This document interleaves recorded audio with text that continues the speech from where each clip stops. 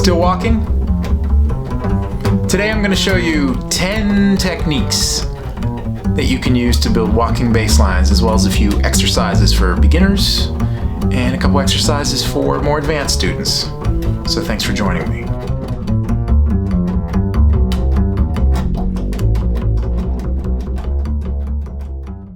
One, triads. Triads are particularly effective because you're playing the bottom 3 notes of a chord, including the root, and you're also letting your ear know what those chord tones should sound like. It's not the smoothest sounding bass line you can come up with, but it's a really great basic and rudimentary way to play through changes and to kind of get your feet wet. You can also fall back on a triad if you really don't know what else to play.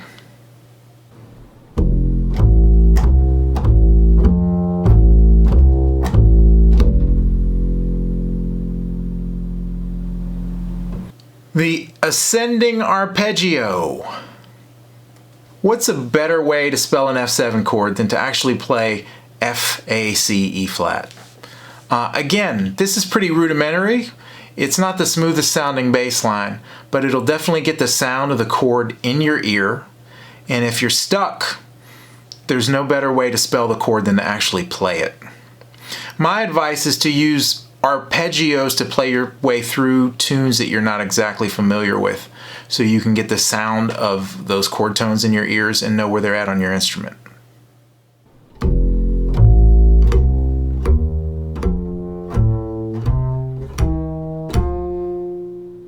Descending arpeggios. What goes up must come down. Same idea. This is just teaching us where our chord tones are. Know where all your chord tones are, ascending and descending. I challenge you to test yourself on any given chord or any given tune.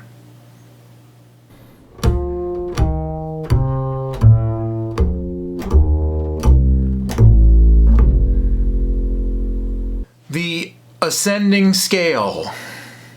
This is probably the most basic pattern that we use to walk bass lines. It falls logically with whole steps and half steps in one direction. It sounds really smooth. Also, your typical 8-note scale will naturally fall in line with that whole rhythm of playing harmonic tones, chord tones on beats 1 and 3. It's particularly effective, and it's usually what we do when we learn how to walk a bass line.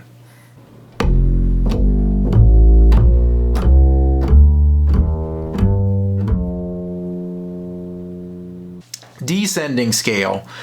You probably knew this one was coming. You ever hear that saying, you should know something forwards and backwards? Know how to play your scales forward and backward.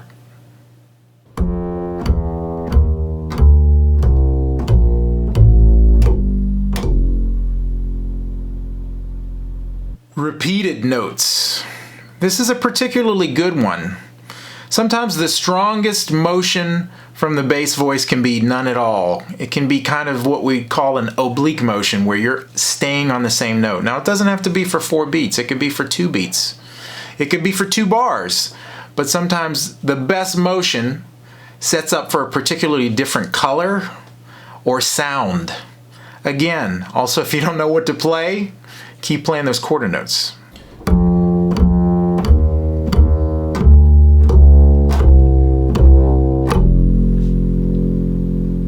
Also, if you don't know what to play, sometimes playing the same note for 2 beats can help you get to the next chord. Passing tones. This is one of the most essential tools that a jazz bass player will have in his arsenal. Passing tones will get you out of more jams than almost anything else.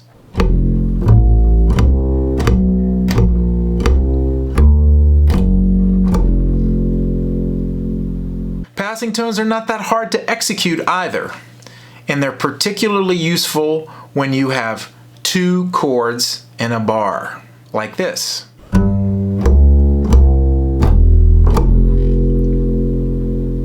A passing tone is a tone in between the note that you're currently on and the next note that you have to play. It's a half step away usually. Sometimes it can be a whole step, but really a true passing tone is going to be a half step away from the next chord. A passing tone can be in the chord that you're currently on, in the key that you're currently playing, or it cannot be in the key that you're currently playing. What it does is it gives our ear a little bit of tension that pushes us into the next note.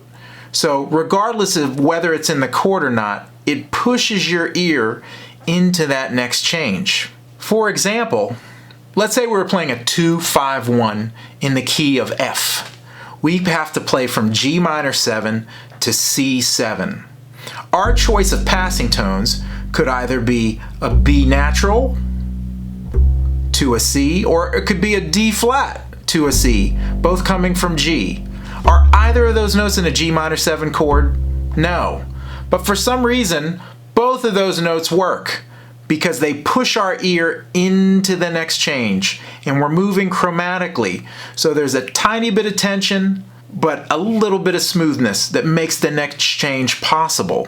Passing tones are somewhat tense sounds that push us into the next chord. That's why they work. The most common use of passing tones you'll find is playing something like rhythm changes, or something that has a progression that goes 1, 6, 2, 5. This progression is ripe for use of passing tones that come quickly from chord to chord. Dig the way this progression is played on the bass.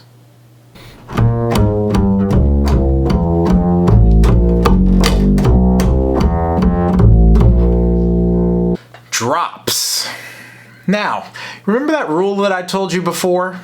Play chord tones on beats 1 and 3. Yeah, that one. Well, now we break that rule. A drop is something you'll hear every jazz bass player play, and it does not adhere at all. In fact, it plays a 4 on beat 3, which is not really a great note to play on a huge harmonic beat like that, but for some reason, the drop works. Drops are some of the first lines we learn to use as bass players because they're particularly effective when we use open strings, when we play them in the key of F and B flat and C. We get to really lay into that low note. I call them drops because Ray Brown used that word in his method book to refer to when you play a line like this. It's also the way that it sounds. You're basically playing from the root and you're dropping down a minor 6 to play the third. So in the key of F, we would play an F and then play an open A. And then we would simply walk up chromatically to the fifth.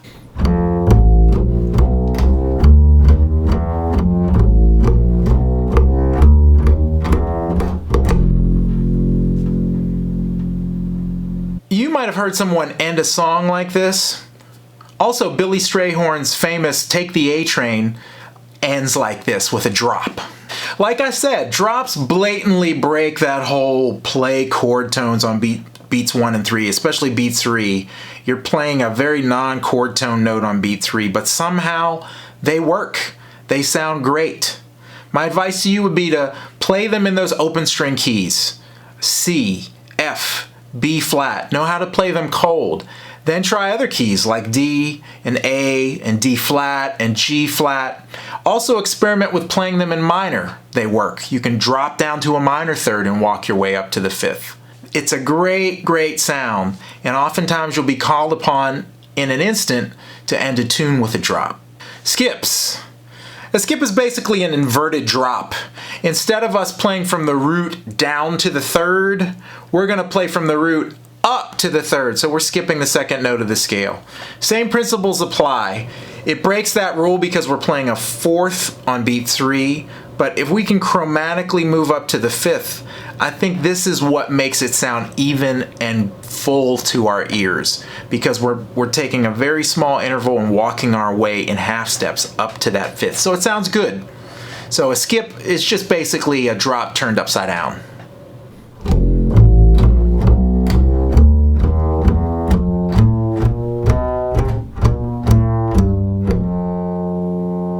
Again, I got that word from Ray Brown, like I get a lot from him. Non-root starting note. This is actually one of my favorite ones.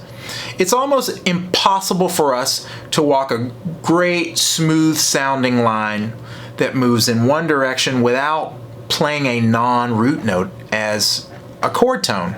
Every once in a while, you'll find it necessary because of the shape of your line or because you hear it this way to play a note that doesn't start on the root. The first lesson we learn as bass players is that we have to play the root. It's our job. But oftentimes, in order to make a line sound smooth and connected and have direction, you might have to play a third as the first note, or a fifth as the first note, or even a seventh as the first note. So be prepared to play a non-root note as your starting note. See if you can start your line on a third and a fifth and still make it sound like the chord.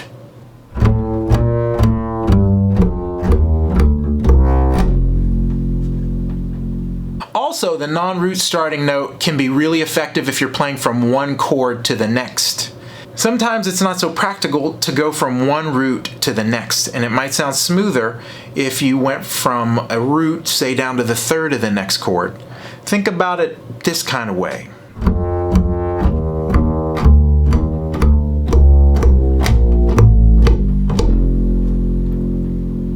Again, this goes back to knowing all the notes in a chord and knowing these chords on your instrument. You have to know where these things are at on the bass in order to pull them off. But be aware of any chord tone that you're a neighbor to because it'll give your line shape and direction without having to jump to the root of the next chord. Now, if you're new to walking the bass, there are a couple exercises right away that I would encourage you to try on the instrument. The first is pretty easy. That's to take a pattern and to see if you could walk that pattern all over the instrument in line with the chords that are being played. In this instance, we're going to take something that's very common in the world of jazz, and that's the F blues. If we take an F blues and we look at the chords, which look like this, and we think for every chord, I'm going to play 1, 2, 3, 5 and walk my way through a chorus, you'll have a pattern being played of quarter notes that looks and sounds like this.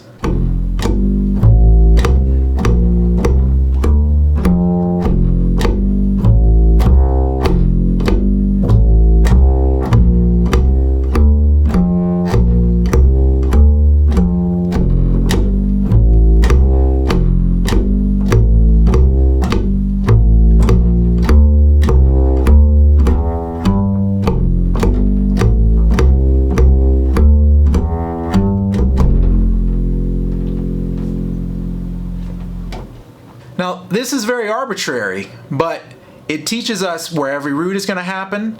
We're playing chord tones on the right beats, and we're moving throughout the chords in the form of the song. If you're a beginning bass player, I highly recommend that you take a pattern like this, or even just playing arpeggios through the changes like this.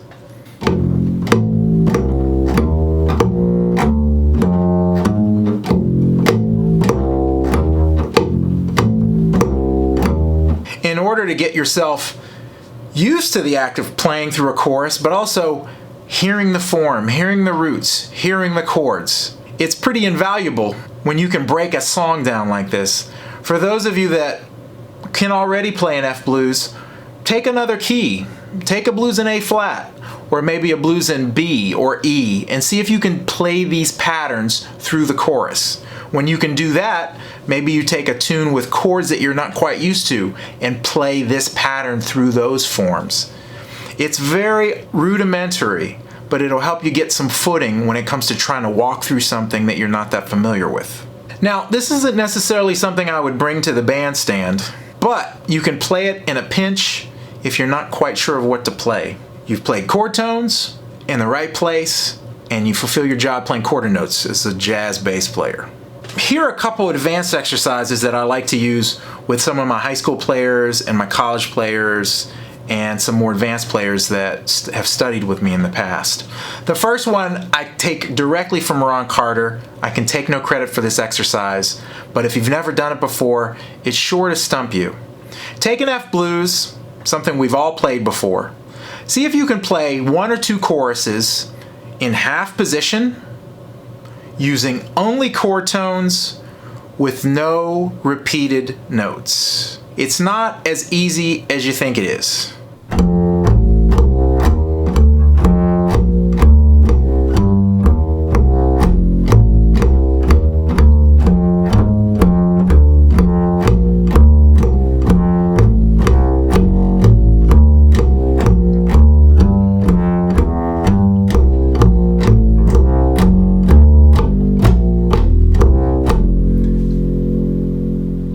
Doing this exercise is a huge lesson in knowing what the notes are in half position, knowing where those chord tones exist across 4 strings, when they're available, depending on the given chord, and also swinging and keeping quarter note time the whole time through.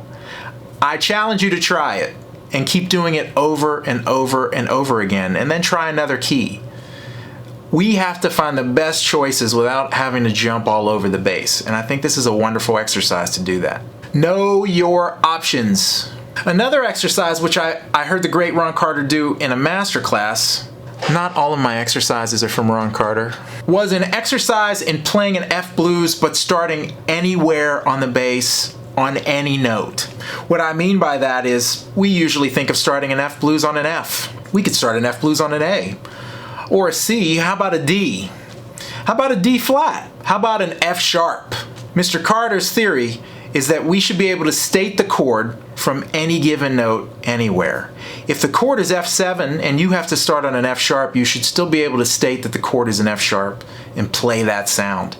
I love this exercise because it forces you in less beats than 4 to really make a statement about the chord and the sound of the chord. I challenge you, F blues, standard, whatever. See if you can take any note outside of that key, and if you can still state the chord, you're almost on your way to being able to play jazz. Try this. Take an F blues, as seen here. Try to start on an F sharp at the beginning of every line. That means an F7 in the beginning would start on an F sharp. B flat 7 in the 5th bar would start on an F sharp. And a G minor 7 would start on an F sharp. And see where that takes you.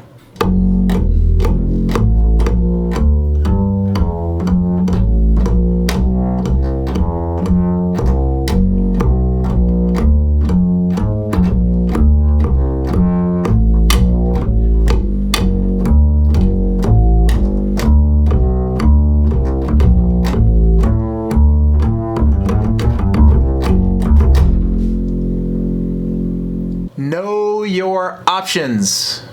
I've also come up with an exercise that I like to use with my college students. Let's take a standard like Autumn Leaves. Let's say our lowest note is going to be an F in half position on the bass. What I like to do is try to write a line that constantly ascends using chord tones going through the chord changes of Autumn Leaves. Check this out.